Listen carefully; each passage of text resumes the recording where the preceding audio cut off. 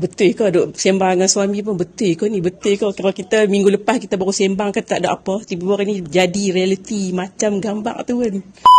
Assalamualaikum warahmatullahi wabarakatuh. Saya Farha binti Daud, kediaman di Taman Aisyah, Jalan Langgar Arustak. Saya ada buat pencarian lah di Facebook dengan IG.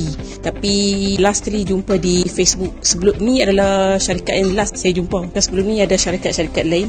Last kali adalah dua syarikat yang saya 50-50. Sebab tu saya mesej tanya betul ke kedai di kawasan yang dekat dengan saya kan. So saya prefer yang dekat lah sebab saya pun tak tahu, takut nak ambil jauh kan. Yang paling saya menarik ada flow kerja.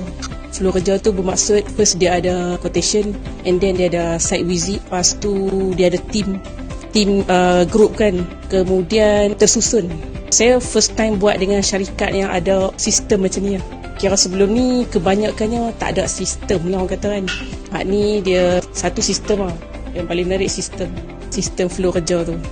Dia macam betul ke duk sembang dengan suami pun betul ke ni? Betul ke kalau kita minggu lepas kita baru sembang kan tak ada apa, tiba-tiba hari ni jadi realiti macam gambar tu kan. Happy lah. Happy tu macam tak percaya benda tu real.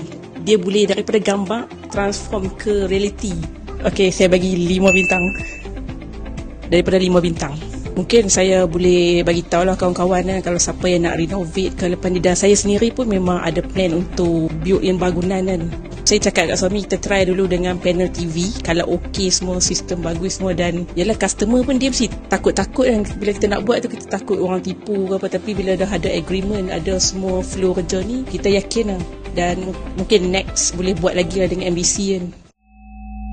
Your personal designer.